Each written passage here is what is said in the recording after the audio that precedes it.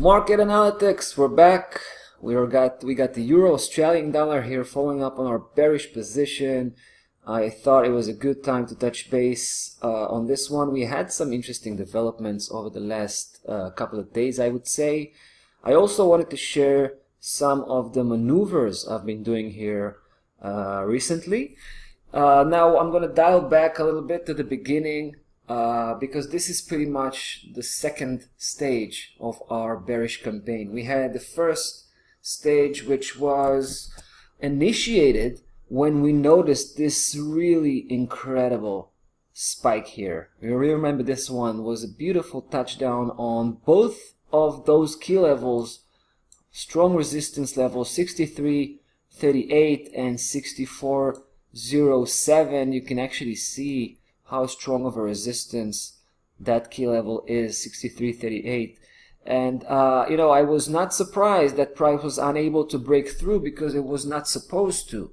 According to the bigger picture, and this is the weekly chart right now, we were expecting actually a downside reversal, downside turnaround, and the beginning of the next downside leg, which was supposed to be and it is the fifth leg, right? We had first, second, third, fourth, all the way up, and we did expect the fifth. However, I was quite surprised from the fashion it was conducted here with this huge tail that completely folded over and ended up well below these two key levels. It actually ended up on the downside. Now, we took action when we noticed that spike and price began to turn around. We took action pretty early, and we took a bearish position all the way to 59.73. At 59.73, which was our secondary price target to begin with, eventually I used that level to pull out completely. That was the first bearish campaign.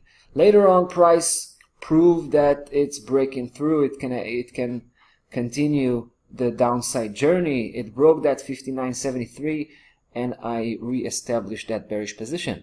At the first few days, price went nicely to the downside, right?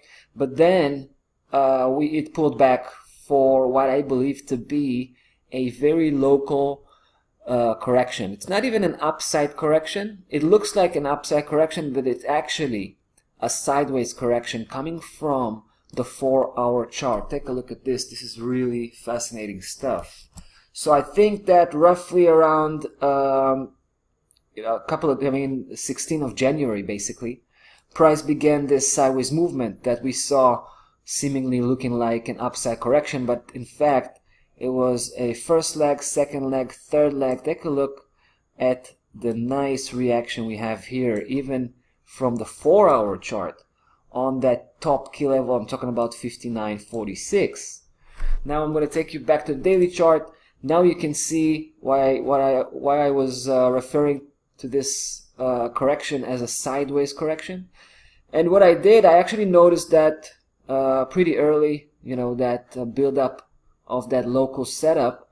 So I was waiting for price to hit that 59.46, and as it did, let's close up a little bit. I think this is pretty impressive. We had that first attempt, failed, left a little bit of a spike. Then yesterday, another attempt to break above 59.46, also failing.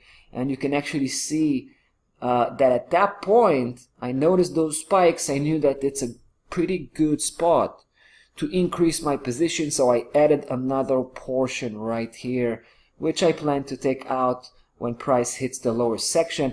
But I will carry out my original bearish position. I still have a pretty decent sized position right now, actually, and I plan to take it all the way. Now, when I say all the way, you probably remember our price targets. I showed you the weekly perspective.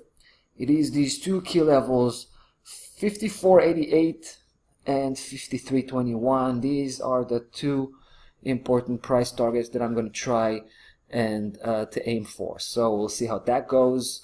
Stop loss level remains in its initial placement as of now at 61. Only once we break out of that black system, I will begin to adjust the stop loss level accordingly. Alright, so we're still in relatively early stages of the second step of this bearish conviction. That's about that for this one. Euro versus the Australian dollar. See you in the next video.